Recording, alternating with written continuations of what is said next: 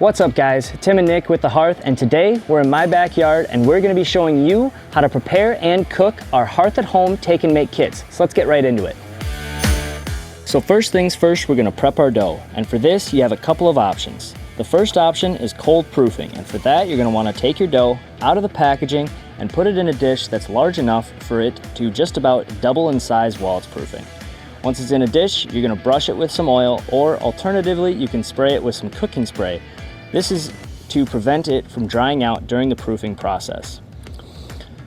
Once it's all oiled, we're going to cover it with either some saran wrap or the Tupperware lid, and we're going to put it in our fridge for 24 to 48 hours. If you procrastinated and you don't have 48 hours to proof your dough, the second option is to proof the dough at room temperature. For that, we're going to do the same thing as cold proofing. Take the dough out, oil it with olive oil in a brush, or spray it with cooking spray to keep it from drying out. We're going to put it in a dish that will allow it to proof out to double the size, but now we're just going to leave it on the counter for about 6 to 8 hours, and it should be pretty much ready to go for dinner time when you're ready to put it in the oven. So now we're ready to stretch our dough, and this is what that's going to look like after about 48 hours of being in the fridge. So to start out, we're just going to give it a nice little bath in the flour just to make sure it doesn't stick to our board. Throw some flour down on the board, make sure that doesn't stick. What you're going to do is you're going to start in the middle and just press out towards the crust and just flatten that guy out just a little bit. Then we can pick it up and with our fingertips lightly just pull that ever so slightly bigger. Do that a few times to look roughly like that. Now we're going to take the sides of our hands and we're just going to lightly push that out, and every single time you get to the end you're going to rotate 90 degrees. So end 90 degrees and 90 degrees, and there we go, we're ready to top.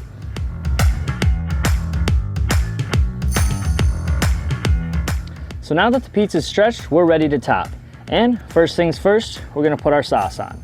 For that, let's open it up, and you can use as much or as little as the packaging as you want. Me, I'm gonna do it just a little short of the whole package. Then, big spoon or a big ladle, we're just gonna push that out to the edge of the crust. Once the sauce is looking good, we're gonna take our cheese, open that up. It's gonna come out as one big clump, but don't worry about that. That'll break up nicely. Just run that in your hands, break it apart, and lightly sprinkle that. Let's push that out.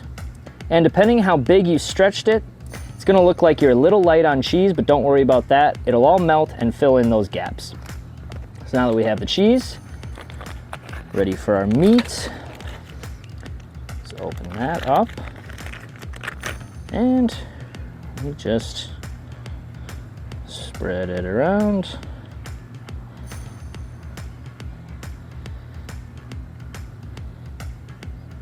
And we got a little bit of extra pepperoni, so let's go heavy on that guy. And that is ready to go into the oven. This is probably going to be the hardest part for most beginners. We're going to put it into the oven. So you're going to take your shovel, and for beginners I recommend just with your non-dominant hand, hold it, don't pull it. You're just making sure that you don't push it more towards the board. And in one fluid motion, you're just going to push it right under the pizza. Now we're going to put it into the oven, and kind of the same thing, you're going to go all the way in and then just pull it straight out.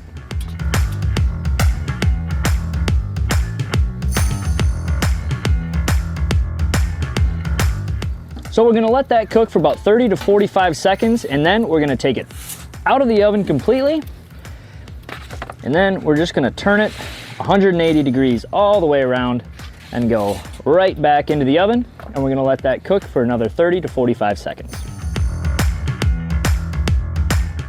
Now comes the best part. We're gonna take it out of the oven, get it down on our cutting board, and we are ready to eat.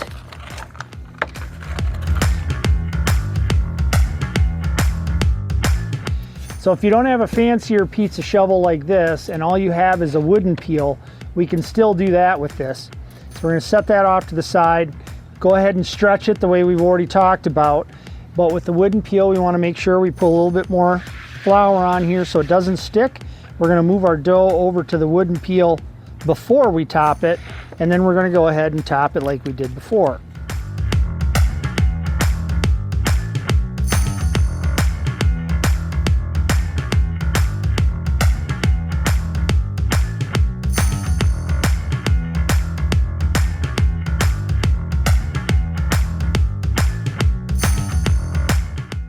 On the wooden peel, we're going to do the same technique. We're going to put it in, give it a little shove, and pull that wooden peel right back out.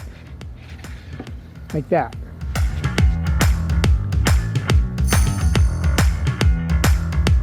So this is a turning peel, and if you don't have one of these, the manufacturer of your oven, sometimes it comes with it, otherwise they will have one available. But this is handy for turning if all you have is the wooden peel. So we're going to go in and we're just going to give it a little bit of a turn just to make sure, because the flame is in the back. We don't want to get that too done in the back. We just want to keep turning it. And this is going to be a process for the next 60 to 90 seconds.